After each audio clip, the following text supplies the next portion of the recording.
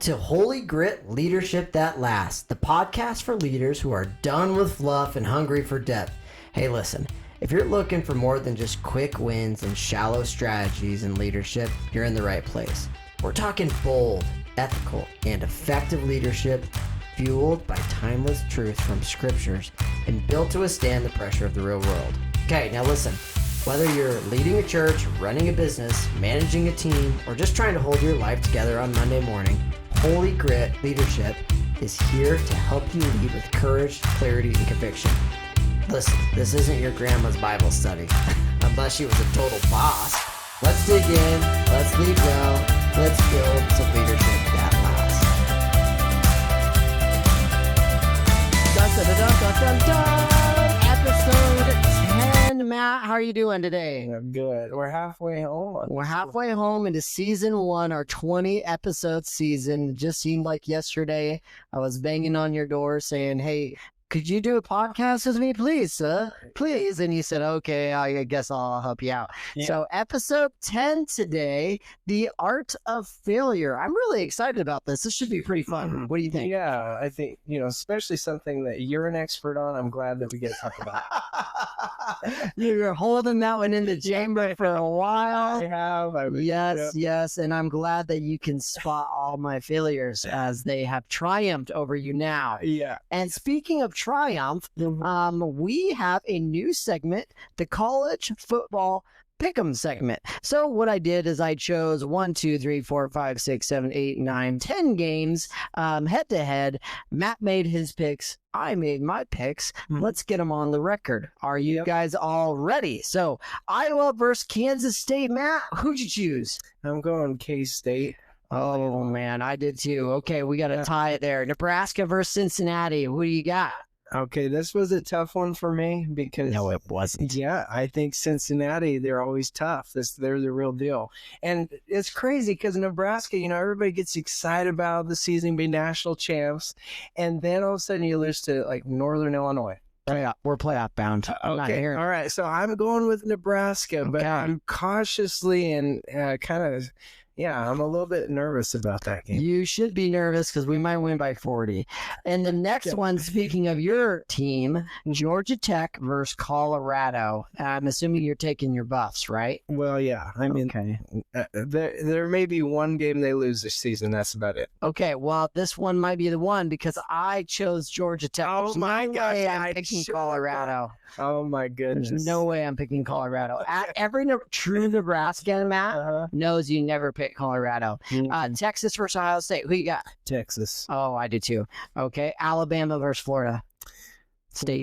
Who'd you choose? Well, that's an easy one. Alabama. Yeah. Unless Florida Roll State Tide. has a huge turnaround. That was crazy last year. I just completely felt. They go from being the national championship game. And then epic fail. We'll see how they turn it around. Well, the art of failure, they might. Speaking of this, that's right. Okay. Florida State, if you're listening, pay attention. Yeah. LSU versus Clemson. Who you got? Clemson. Okay, I chose LSU. I actually will go out on a limb here, and I'm going to say that's your national champion this year. Ooh, early sleeper pick. Okay. Not even a sleeper pick. I mean, a lot of people are saying that. Okay. Yeah. Well, I chose LSU, so we're head-to-head there. Notre Dame versus Miami. Who you got? Miami. What? You're not going to choose the Fighting Irish? Oh, no. man. The reason the Miami Hurricanes are poised to make the playoffs. They do have a really good quarterback, and I know that, but listen, you never sleep on the Notre Dame Fighting Irish. So I chose Notre Dame. Utah versus UCLA. The Utes. Yeah, me too. I got them the same. Virginia Tech versus South Carolina. The Gamecocks. I know. I should be picking South Carolina, but I'm going to say there's an upset in store here. Virginia Tech. Oh, hokey. Bring back, Beamer ball here. I love it. There's going to be some special teams magic happening.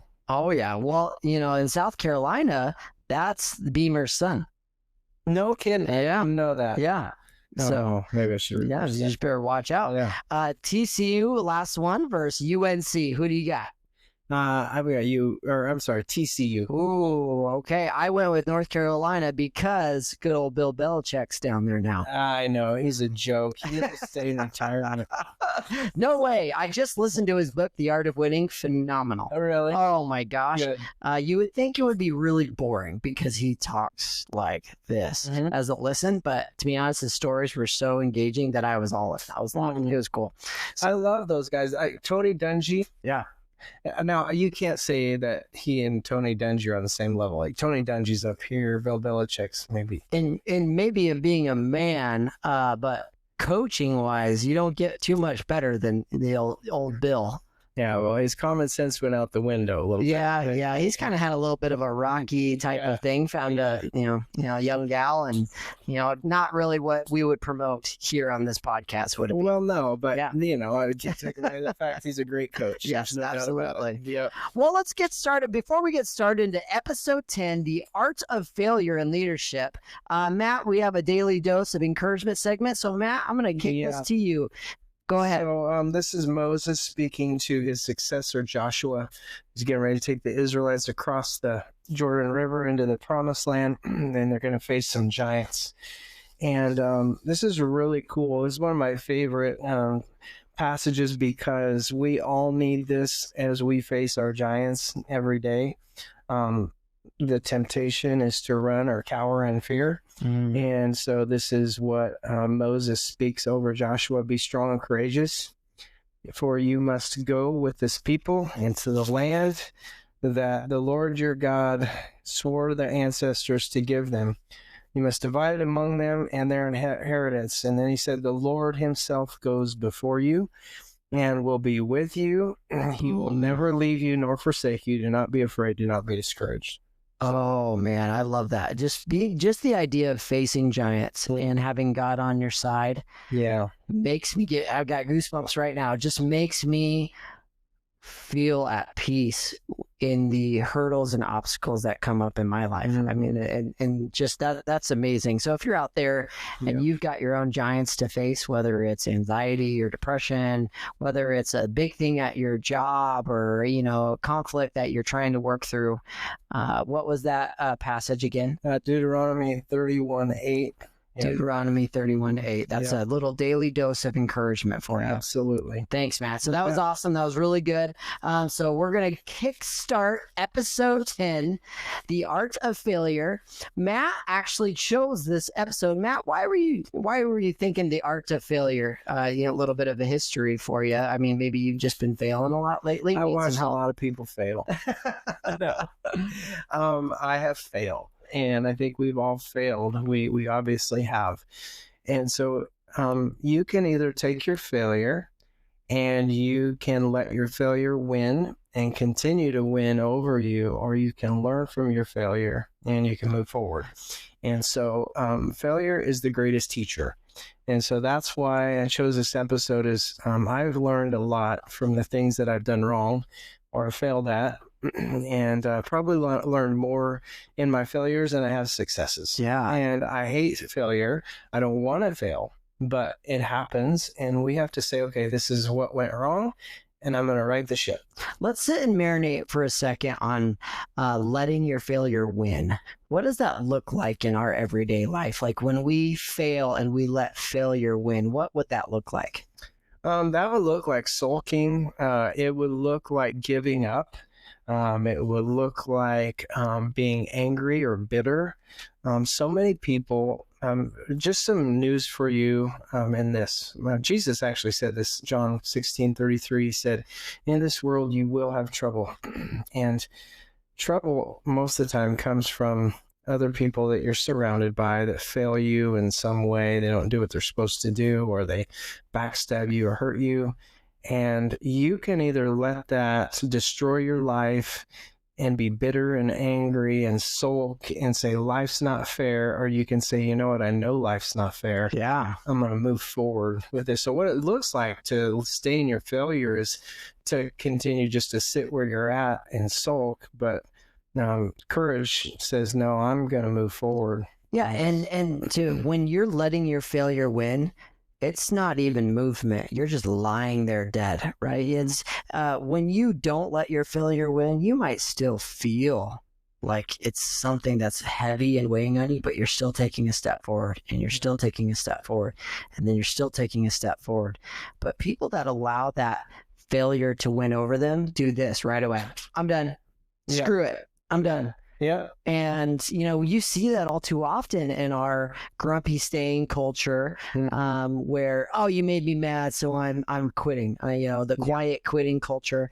And that's something that I want to tell all of you right now, is that have the dignity and the integrity to not quiet quit at your workplace, to not grumpy stay where you're at, to not let the fear of failure, or even the process of, you made a mistake, or maybe something happened where you don't feel like you're winning right now. Don't let that hinder your progress, right? Because a lot of trial breeds into testimony, right? I mean, that's a big thing. Like, you hear testimony after testimony that comes from trial, that comes from failure. And that is something that where God can use those things still and still turn them into his blessings, right? Yeah, absolutely. Imagine the greatest example of all time if Jesus had stayed on the cross. Yeah. Right? I don't want to imagine that. No. That would be terrible. Yeah, absolutely. For all of us. But he rose again. And so our lives reflect that, and then we're going to get knocked down. We're going to get beat up. We're going to fail. People are going to ridicule us. They're going to mock us sometimes when we're down. But man, the best leaders are the ones that lead with courage and conviction. And they realize that failure is a part of life. You're going to learn from it. You're going to move forward. Yeah, I love it. Yeah. So then, Matt, how do we process failure as leaders? You know, that's a hard thing. So when you're in leadership, and, you know, I think the word failure is so final, but let's just say mistakes. Like, how do we process our mistakes as a leader? How do we process the things that aren't going well? Because just because things aren't going well doesn't mean you're a failure, right? And that when we say the word failure in this leadership podcast, we're not talking about the finality, right? There's no steps forward. What we're talking about is just when things aren't going well. So how do we process that? Right. Now, I think it begins with our mindset. That when we try to do something, we're gonna inevitably, like when you shoot a basketball, does it go in all the time? Most of the time. Most of the time. For me. Okay. Yeah. You're gonna miss some shots. Yeah. You're gonna miss some field goals if you're a field goal kicker. That's probably the hardest thing about going after goals in life, is knowing that you're gonna miss the mark. Yeah. And so you have to go in understanding that you are not perfect. And so many kids struggle with this because they don't understand this yet, especially kids, right? They think they have to get it right away and be perfect right away. And that's why parenting is so important, that we say you're going to miss, you're going to fail, but you got this. Let's learn from that and grow. And right. So it begins with a mindset. So that's how we process failure, is it begins with the mindset of understanding there's going to be days that we don't get it right.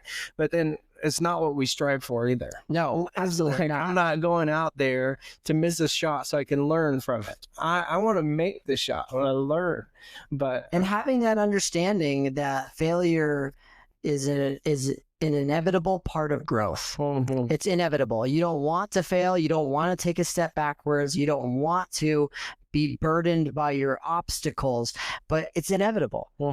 In order to grow, you have to have conflict. In order to grow, you have to be able to experience some sort of pause, some pushback, some resistance. And I will tell you, very rarely and almost never, I'm going to go ahead and on a limb and say almost never will you try to be a risk taker and to achieve a goal and just have a smooth road. You're right. This doesn't happen. Yeah. It doesn't happen. There is resistance. And too often as leaders, we view that resistance as failing. Right. Because we want everything smooth. In reality, what that is doing is just like sandpaper. It's smoothing it down. It feels rough, but it's actually smoothing down the overall goal. Wouldn't you agree? Right. I agree. Again, going back to Jesus, what we saw as failure, him dying on the cross, was actually victory. Yes. It was, God knew, we didn't know, but he knew, like, I had to go to the cross. That's victory. And we saw this, man, he failed. He died. The disciples saw that. They were sulking. And of course we would have been as well. Yeah, absolutely. But what we see as failure, God sees as victory. So our setback becomes a setup for what is coming next. And so when we look at failure, when we fail, we don't always see what God's doing behind the scenes. He's growing us in our faith and in our leadership and our ability to lead others. Yep. And, we're going to talk about Peter a little bit later, but one of the greatest examples of that is Peter. Yeah. And and the idea that joy comes in the morning, it's so hard to see, right? Yeah. When you're in the night and you're in the darkness, and to know that God is going to bring you joy in the morning if you can remain faithful, if you can endure the race. If you can persevere, those are the things that God rewards through his own way. But that's something that we have to always remember. And so, another question I have is failure always bad? And I think we know the obvious answer, but it's not always a bad thing to fail. What do you think? And no, it's not. Again, it's not what we strive for, but it's what we learn from. And here's the thing. Failure is bad in the sense that there are some failures you can't come back from. There's few of those, and those would be the moral failures, man. Like, you cheat on your spouse, you can't come back from that very well. Like, there's forgiveness and there may be some restoration in there. Those aren't the kind of failures we're talking about, but I want to be clear on that. Like, don't assume because we're saying, hey, you can learn from your failure. Yeah, we're not enabling like the big ones, like the 10 Commandments. We would say like, hey, listen, that's one that where you're probably not going to grow a lot by making those mistakes over and over again. Right. So when we're talking failure, we're talking about those things. You're striving to do good. You're striving to lead your company and you blow it, man. You say the wrong thing to the wrong employee, or you mess up on a numbers on a sale. You don't pay attention to details. You're like, okay, I guarantee you next time, if you lose $1,000, you're going to pay attention to where that decimal goes, right? Absolutely. You're going to pay attention. You're going to learn from those things. And it sounds just like your leadership at New Hope. A lot of decimal missing. No, I'm just joking. I'm just joking. A lot of failure. Yeah, that's right. So then how did Jesus view failure in his disciples, and what did they learn from it? Jesus was always calling them higher. That's what he was doing. He was always challenging them to move forward into their destiny. And for the best example of that, this coming weekend, I'm going to be preaching on Peter when it's right on the heels of Jesus declaring to Peter that he's the rock, that he's going to build his church on. Peter gets it right. And he's like, yeah, Jesus, you're the Messiah. Yep, you're the one. And then right after that, on the heels of that, what I'm preaching on this weekend is Peter. He responds to what Jesus tells him he's going to do. Jesus is telling his disciples, he's like, hey guys, I'm going to die on the cross. I'm going to suffer at the hands of sinners. I'm going to be resurrected. And that's my victory plan. Are you ready to get on my team? And Peter pulls him aside and he's like, hey coach, this isn't right. There's no way you're going to do this. That's the wrong play. And what does Jesus do? He rebukes him. He says, get behind me, Satan. Yeah. Because see, what Peter doesn't understand is that there's a bigger game being played than what he can see. And so Jesus says, get out of my way, man. And he goes, if you're not for me, you're against me. And that's all like a crazy thing for Peter to hear in that moment. And so then Peter has to get in line, because right after that, then Jesus says, listen, if any of you guys want to come after me, deny yourself, take up your cross, and just follow me. In other words, keep your mouth shut and know that I have the game plan already taken care of. Yeah, and when you know that game plan so faithfully, when you understand that it is something that is going to be good, ultimately, you're going to get denied sometimes in some good ways and some bad ways. And, right now, I think that a lot of the disciples, you think of like the sons of thunder that wanted to like cast lightning and Job. fire, and he just corrected them, and he just said, hey, listen, like, hey, relax. And I think that's a good understanding for all of us to, when we are in the throes of things, of the throes of failure or resistance, we need to just pause and pray and reflect, relax, and to see the bigger picture. Right? The bigger picture for us is Jesus is coming back. The battle's already been won, and you know, when he comes on that white horse, we're gonna be floating right beside him and saying, "Let's go." But you know, that's the big thing, is when we're in that moment, we can't. It's hard to see that far away. We don't have those binoculars, do we? No. Yeah, like you said, it's hard to see out of the dark sometimes and see the daylight because the dark is so dark. But we're gonna get through it. Yeah, absolutely. And so talk about a little bit about Moses's failure and then his wise father-in-law. So in that. Remember that Moses was leading the Israelites in the desert for 40 days and 40 nights and 40 years. So that's okay. Yeah. Don't worry about it. I knew that. I knew the right answer. And so anyway, this is how you learn from failure, right? Yeah. And Moses is like, God, what do you want me to do? And he says, speak to the rock. And Moses is irritated with his people.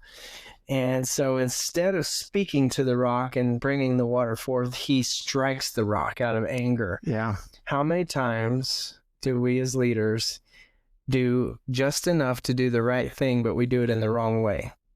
That's what happened with Moses, is he did the right thing in the wrong way, and it cost him. That was a failure that Moses wouldn't come back from, because of that sin in Moses' life, striking the rock out of anger and not obeying God.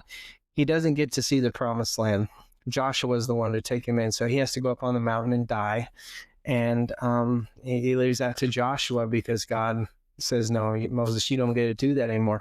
So sometimes we can, out of our failure, we can become angry. And I don't want us to sit in that anger. You know, there's somebody listening to this that's probably bitter or anger or over something unfair that's happened to you, or some failure that others are just piling on.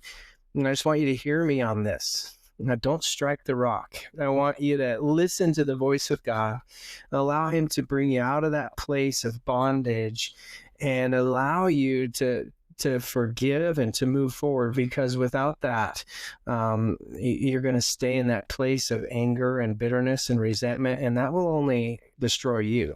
And so don't let that failure that you felt at in the beginning continue to destroy you in the end. And because that failure in leaders develops empathy. You know, just to be able to understand that everyone's not trying to purposely piss you off, right? They're not. I mean, not everyone's out to get me. You're right. Not every single person has the knife ready to stab in the back. And it's just an important reminder for people that, you know, great leaders will take failure and grow their empathy, but also firm their foundation. Right. And it's a good reminder to say, all right, this didn't go the way I had planned. And a lot of the times it's because we didn't fall back to what we know to be good. And, you know, the same thing with Jesus and the disciples is a lot of times they forgot, you know, all of what Jesus was speaking to them about. Like, remember, I said this. And, oh yeah, my bad. But it brings them back to the way, the truth, and the life. And that's something that I think is really important, because, you know, failure reveals our blind spots, right? It does. We have, a lot of the times as leaders. Well, you got to explain what are blind spots. So there's a lot of things, you know, I do something in the superintendent world where I have a teacher advisory team. And, you know, the best way to talk about this is through this. And every month I meet with them, and it's a free agenda. They can put whatever they want. So I'll look at the agenda the week before and I'll be like, well, I wonder what this is about. And they will tell me things that are not going maybe as planned or the way that they want it to go. And I had no idea.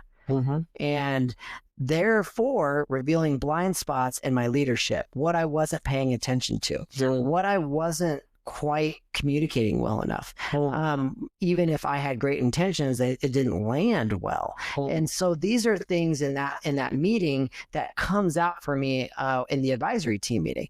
And so, those are blind spots. I call them blind spots. Hey, sometimes I look at that and I say, oh, I didn't even think about that. So a lot of leaders will, those failures or those mistakes will illuminate your blind spots. I need to pay attention to this, right? Would you agree? Yeah, it's best illustrated for me in marriage. Like there are things that I don't see in myself that Sandy sees very clearly.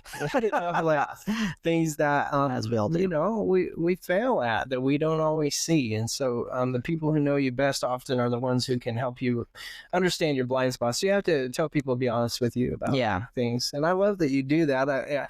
It would freak me out a little bit. I'm not sure I would do it, but I admire you for it. Well, there's guardrails behind it. So if you're in leadership, I would encourage you to try this, is to put some guardrails. Say this is not a venting session. This is not, it's a session that says, hey, here's an issue and here's how we think we can improve it. And so it's a togetherness. It's not me in one spot and everyone else pointing a finger.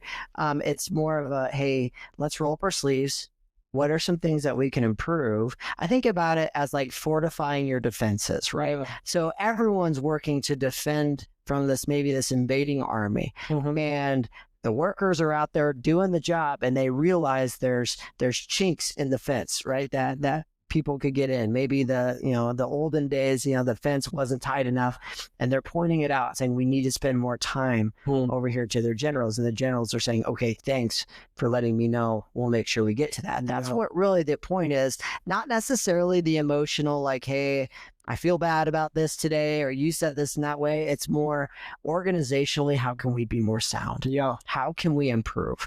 And of course, sometimes it leads into ways that gets away from that foundation, but then that's the leader's job to put it right back. No, that's actually not really the point of this. We're going to be doing it this way. And those failures that we were talking about, those kind of come out in that session. Yeah. Soon, like, oh, this is the area that we failed in and can do better. Yeah, in one way, shape, or another. It's an area that either I didn't communicate well enough, or I didn't even think about, or it might be an issue with other leaders that are not meeting the expectations of the staff. And so it just comes out in this way that's, for us, it's really positive. It's illuminating. Are there things that you guys talk about that are positive that are going well in that meeting? Yes, absolutely. So a lot of the things, like our first one's coming up this month, we'll talk about, the beginning of the school year, what went well, and what are some things you liked, what are some things we need to keep, and then what are some things we need to chuck, right? Cool. And so it's a really cool thing. But that's how you learn from failures.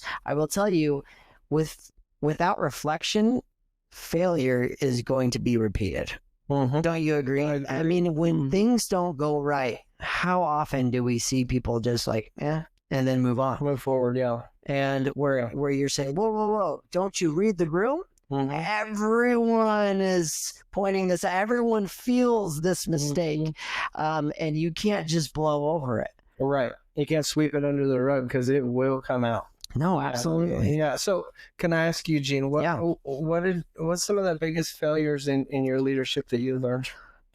In my leadership, there's been many. There was a time where something sounded like a really good idea at the time. So actually one that's just popping into my head was when I was a principal. We had student survey data. And one of the questions on the student survey data was, which adults in the building do I feel like I have a great relationship with? And the survey data came back what I thought was great. Oh my gosh, this teacher's got 87% of her kids feel like they have a great relationship. This teacher's got 85%. This teacher's got 82%. So normally I just talk to them individually about that stat. But I thought it was so great, I'm going to put them all up there. And so the teachers all looked at that. And of course, the one that might have had 75%, which I thought was a great number, it tore them apart. So I am the worst, their mindset was, I am the worst person in our school at building relationships. And that was something I didn't intend to do. And I made a colossal mistake by publicizing that. And so I didn't even realize it till I got home, and I had another teacher call me and said, "Do you know what you just did?" And it was one of the staff members that I really trusted. And I literally kind of like had to sit down because I hurt this teacher. And so it was a big, colossal leadership blunder on my part. And I had to go back and apologize and make it right and say, "I'm so sorry. That was very inappropriate of me." And that was something that I learned, that, hey, you have to be able to think about how this lands with other people.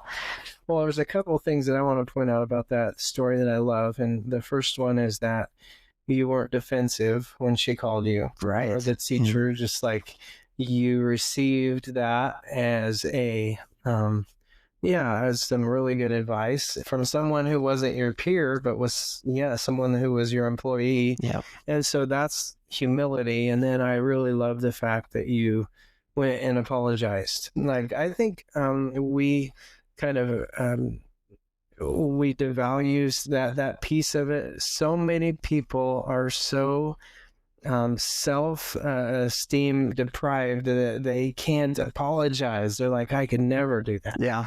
And it's so bad. It's so damaging to other people when you don't admit you're a failure. Yeah. And like, admit that, "Hey, I messed up. That doesn't mean I'm a failure.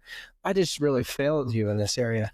And I think that's really awesome that you apologized and asked forgiveness. And I think that was some good street cred that you earned there. Yeah. Well, while we're sharing our failures, I'm going to ask you, what's a big one that came apart in your life? Yeah, for me, probably the biggest one was I had a incident where a group of people, it was early on in my ministry when I first took over as lead pastor, that kind of formed this little group, and they were being divisive. And I found out about it.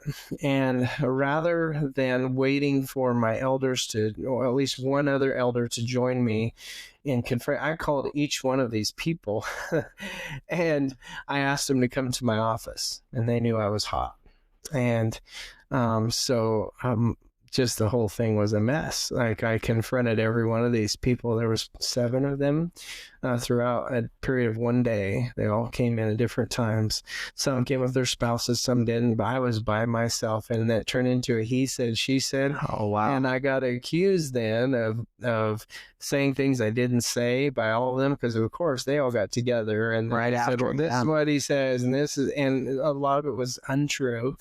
And it was just a mess. And so I learned from that one, like, when you're going to confront a situation that's really hard, even if you approach it, and I really believe I approached it in humility and love, even though I was upset about it, I approached it well when I did it, but I didn't have anyone there to verify or back it up. Yeah. And it was a mess. That reminds me, I was just reading Joshua last night, and there's this part in Joshua where I'm going to butcher this. The Gideons come, they kind of deceive him, and they make him sign a treaty with them.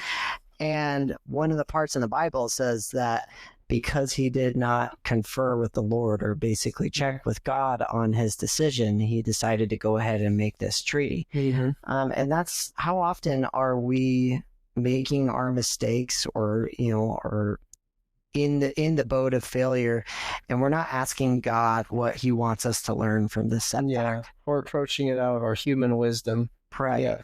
And as we, approach our leadership positions through our faith, prayer is the most important thing in that. Yeah. Yeah. Seeking the Lord and asking God, because if we run ahead of him, we don't always hear his heart in the situation. Yeah, absolutely. Yeah. And that's something that, I think is valuable for everybody to understand, is when you're in any sort of situation, to check with God first, to praise the Lord in great situations, and to make sure that this is still in alignment with his will, or when you're also on the other end of it, where you're not sure what to do.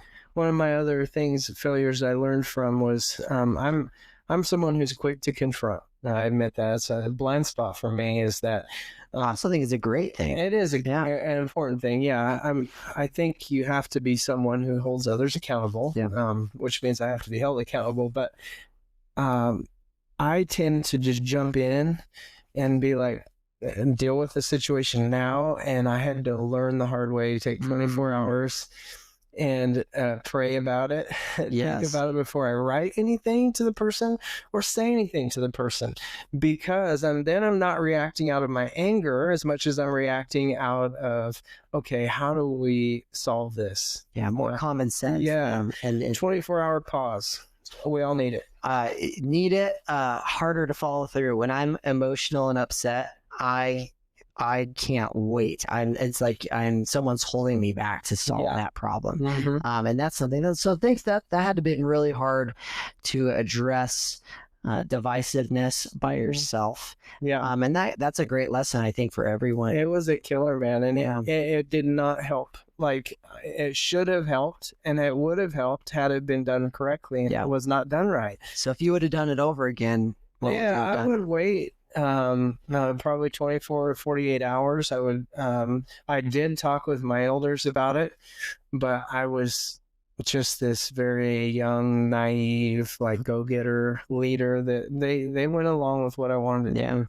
And none of them could come in at the time. And so I would have just said, oh, you know what, that's a sign from the Lord. And it was, but I didn't listen to just wait and pause. I wanted to get it off my chest. Right. That was all about me, right? I want God's will in this thing. And it was Matt Whately running ahead of top. So it was the Matt Whately show. It should have been the God and Matt Whately show. It wasn't good. So I learned a lot from that situation. And it broke relationships. That was the hard part. Man. And that's just something that I wanted to encourage all of you guys, is that as awesome as we look, as awesome as I was talking about, like Matt Rule looks right now as the Huskers, or even, Deion Sanders, man, we all have some resistance that we're dealing with at all times. In all seriousness, I want to give a shout out. He'll probably watch the show tomorrow. Sure, absolutely. Sure. Yeah. But he really did. I mean, he learned a lot from this draft situation. I think, he is an amazing personality and probably a little much for a lot of people. And that was hard for teams to draft. Yeah. But if you watch any of his interviews, he learned from that. And he's like, you know what, I'm just appreciative of the opportunity. And one of the things I appreciate the most is last week I was watching an interview with him. And the reporter asked him, they said, how have you grown the most through this process the last few months? He said, I've grown in my relationship with the Lord. Oh, that's awesome. And so, I don't know whether the young man's on fire believer or not, but taking him at his word and seeing what's happened over the last couple of months, just saying, okay, there is some fruit there, and it's pretty cool. Yeah, and it's not our job to judge his heart, and where he's at, but just actually pray for him and to be able to do that. And I also heard another thing where he was turning down endorsement deals, and he said, I need to focus on this job. Yeah. And I need to make sure I'm good at this job. Yeah. And so this is a good, another humbling way. Mm-hmm. And so I'm going to kind of wrap this segment up with my own dose of encouragement, if you will, if you're good with that, Matt. Yeah. And the main thing I want to talk about on the topic of failure is that you are not your failure. That doesn't define you. That's not who you are. That's just a process to get on the other side. It's an obstacle. It's resistance that you need to make yourself stronger. So what do we do when we work out? We use resistance. It makes our muscles stronger. It makes our mind better.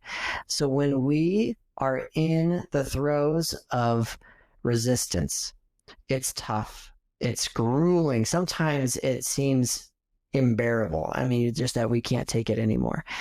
But I want to remind you that we serve a God that is the heavyweight champion of them all, right? I mean, he's the King of all kings, and he can make way for you anything you want as long as you have faith in him. And sometimes it won't be in the way that you think, but it'll be better if you go in his way. And so that's my encouragement to you, is to view your failure as perseverance, and perseverance then will turn to character, and that character will turn to hope in Christ. Mm-hmm. And so that's what we got for you today, episode 10, Matt. One last thing. Yeah, go for it. I feel like the greatest leaders are the ones who walk with scars. Yes, Like, absolutely. we're gonna have some failures. We're gonna limp. And they don't hide them. Mm-mm. And that's a really good point. Before we kind of finish, like, just those scars are often teach us the greatest lessons, right? And that's something that a great leader will kind of command the room with, and to really kind of deflate the ego in the room. And when you first say, "Hey, look at this scar. This is what happened," and this is what we're going to learn from. So, episode 10, The Art of Failure. This might have been my favorite episode. Okay. This was really cool. I really enjoyed this. And Well, so, I like how I look on the screen. I don't like how you, but I mean, your hair's a lot better than mine today. Mine's not as fruit-free. I got That looks really good. Did you get a haircut? well, no, I got the Yes, flux you- going. Oh, well, I can't do that either. So thanks for bringing that up. Appreciate that. Well, guys, God bless you. We hope you have a great day, and continue to like, subscribe our channel, and we wish you all the best. See ya. Thanks for listening to our podcast today. If you would like, please subscribe, rate, review, give us all the butterflies you can. We appreciate you. Thank you, and God bless.